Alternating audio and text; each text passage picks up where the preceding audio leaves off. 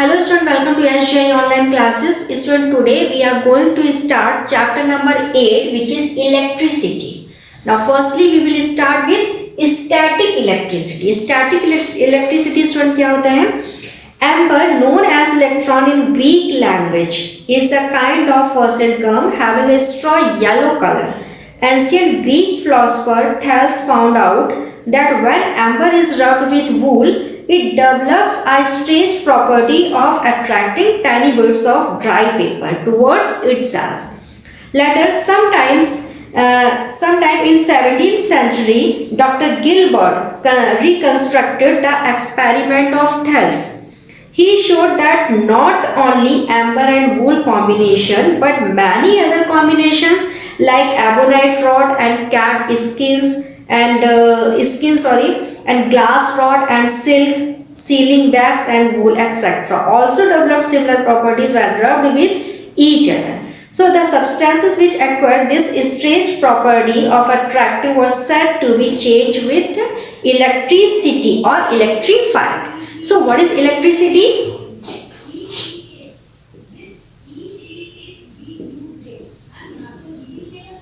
What is electricity? The phenomenon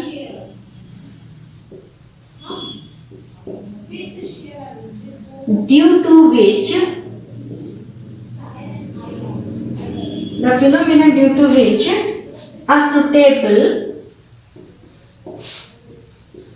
a suitable combination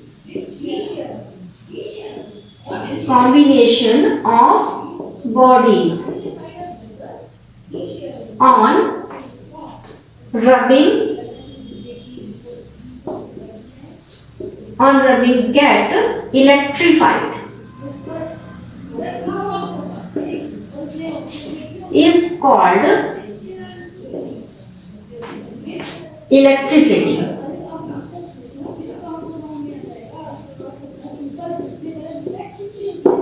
So what is electricity?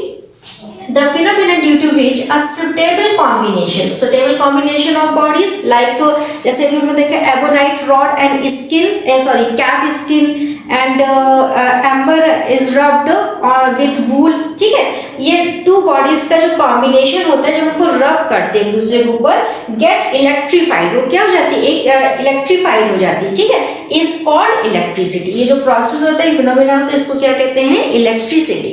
Now two kinds of electric charges.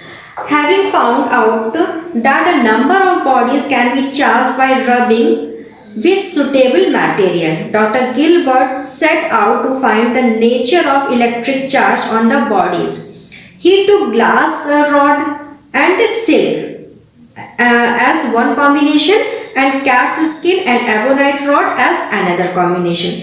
Experiment 1 इन्होंने क्या किया करके take an ebonite rod and rub it with cat skin. इन्होंने क्या किया, एक ebonite की rod ली है, उसको cat skin के ऊपर rub किया and suspended it freely by a silk thread from some support. उसको क्या किया है, एक thread से suspend कर दिया गया है and then bring near this suspended rod another ebonite rod which is rubbed with cat's skin. और दूसरी एक रॉड ली है, उसको भी इन्होंने क्या किया, ebonite की रॉड ली है, उसको cat skin के ऊपर फिर से रब किया and then it is observed that the suspended ebonite rod gets rippled. उसमें सस्पेंडेड ebonite जो रॉड थी उसने क्या किया, वो जो दूसरी हम लोग रब करके लाए थे उन दो उसको क्या किया, रिपल किया, मतलब एक रिपल्सन फोर्स लगाया. नाउ सेकंड एक्सपेरिमेंट क्या किया इन्होंने, टेक अ ग्लास रॉड. अब इस कंडीशन में क्या लिया, ग्लास रॉड लिए and rub it with silk. इसको ग्लास रॉड को किसके साथ रब किया है, सिल्क के साथ and suspend it freely by a silk thread. ठीक है, अब इसको क्या किया, रब करने के बाद सस्पेंड किया है, एक सिल्क थ्रेड के साथ सस्पेंड कर दिया. Near this suspended rod bring another glass rod which is rubbed with silk. Okay, it is observe the suspended glass rod gets repelled. फिर से उन्होंने क्या किया, एक जैसे ग्लास रॉड ली है, उसको सिल्क के ऊपर रब किया है. ठीक है, उसको फिर एक थ्रेड के साथ फ्रीली सस्पेंड कर दिया गया एंड दूसरी एक सेम चीज है, ग्लास रॉड को फिर से हम लोगों ने क्या किया, सिल्क के साथ रब किया है और फिर इसको जब फ्रीली सस्पेंडेड जो ग्लास रॉड थी उसके पास लेके गए हैं तो एक कौन सा फोर्स अप्लाई हुआ है, रिपल्सन का force apply. Same process ebonite की रॉड के साथ लिया था एंड किसके ऊपर रब किया था, ये कैट स्किन के पास। Now experiment number 3, take a glass rod and rub it with silk and suspended it freely by a silk thread.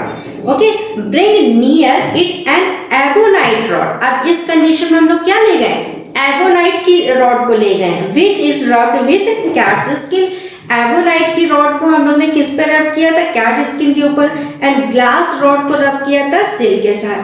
ठीक, it is observe that glass rod is attracted. इस कंडीशन में क्या हुआ, glass rod ने क्या किया, attraction का force apply किया by ebonite rod. From experiment 1, 2, and it is clear that when two bodies have similar charges, they ripple। ठीक है, फर्स्ट और सेकंड एक्सपेरिमेंट में हमने क्या किया था कि दोनों में सेम चार्जेस थे तो दोनों में कौन सा फोर्स अप्लाई हो रहा था, रिपल्सन का।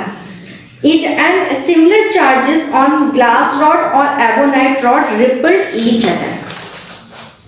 And from experiment number 3, well, it is clear that charges on the glass rod are not similar to charges on ebonite rod because instead on repulsion attraction takes place। Okay student, now student start with some important points। First point is there are only two kinds of electric charges। कितने kinds होते हैं, two kinds of electric charges। Second point है the bodies having the electric charges similar to glass rod are said to be positively charge. इसको हम लोग कौन सा charge करेंगे, positively charge. Okay, and now third point is the bodies having the electric charges similar to ebonite rod are said to be negatively charge. Okay, इसमें कौन सा charge आएगा आपका, ग्लास रॉड पे positively charge and ebonite rod पे कैसा charge आएगा, negatively charge. Now student fourth point is like charges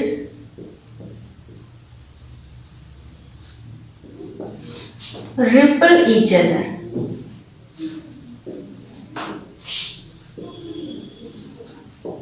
And unlike charges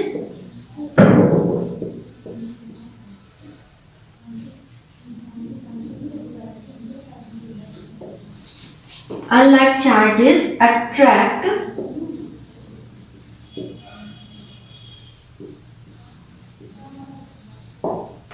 each other। Means like charges क्या हो सकते हैं, दोनों बॉडीज पर अगर दोनों पे सेम चार्जेस हो, मतलब सेम चार्जेस में सेम चार्जेस का मीन्स मतलब दोनों पे या तो पॉजिटिव चार्जेस हो या दोनों पे नेगेटिव चार्जेस हो, तो कौन सा फोर्स अप्लाई होगा, रिपल्सन का। ठीक है, दोनों बॉडीज कैसी होंगी, रिपल करेंगी।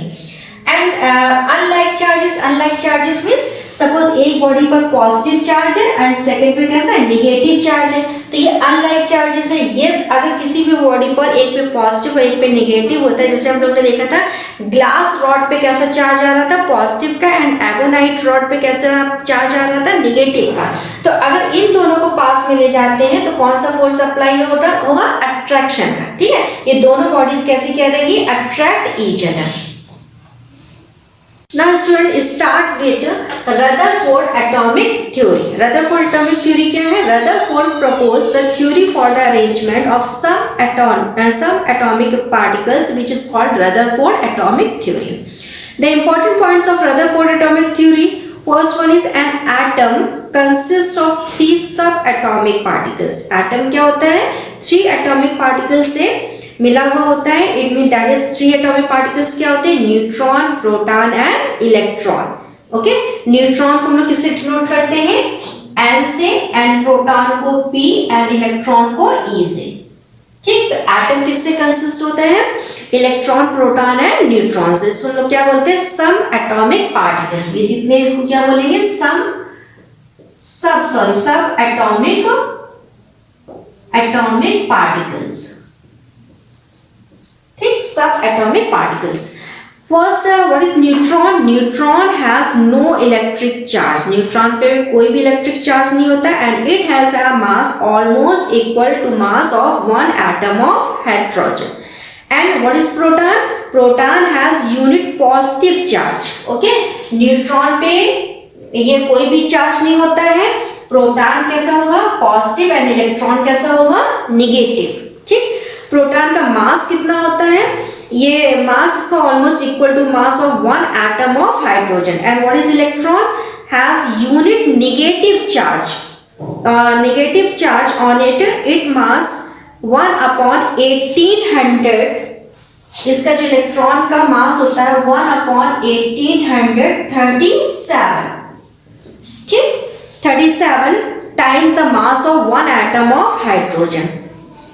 And student, proton and neutron from the center core of atom, which is commonly called nucleus. ये क्या है? एटम का न्यूक्लियस है.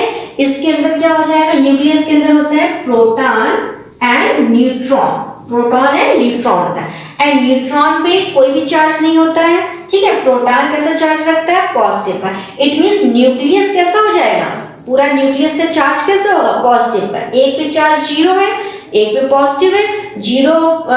जीरो और पॉजिटिव को अगर आप ऐड करते हो चार्जेस को, तो कौन सा आंसर क्या आएगा? पॉजिटिव. इट मींस न्यूक्लियस किस चार्ज, न्यूक्लियस के ऊपर चार्ज कैसा होगा? पॉजिटिव का. Okay. So the proton and neutron are held together by strong attractive force और आर कॉल्ड न्यूक्लियर फोर्सेस. इसको हम लोग क्या कहते हैं? Nuclear forces. And fourth point is the electron revolve around the nucleus. Electron क्या करते हैं?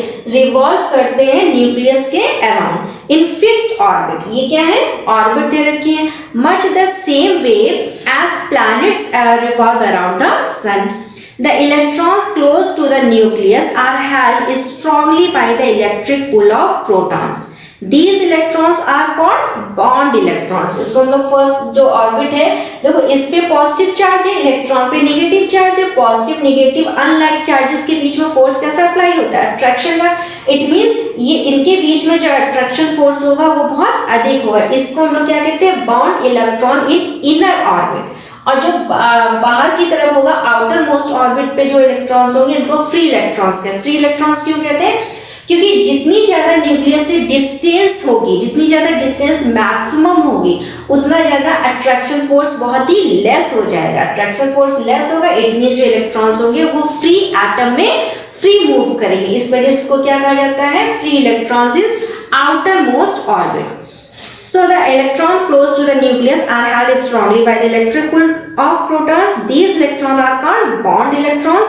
However, the electrons away from the nucleus experience very little attractive force. Thus, the electrons revolving around the nucleus in the outermost orbit are held by weak force.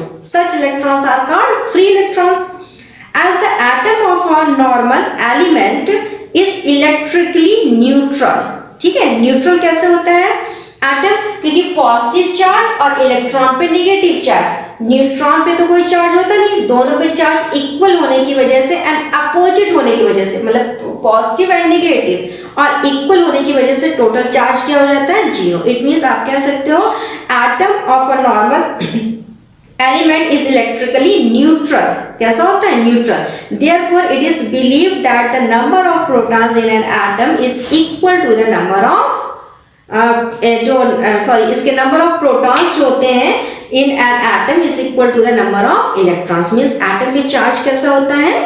neutral होता है. ठीक है. And student, today's class is over. Thank you.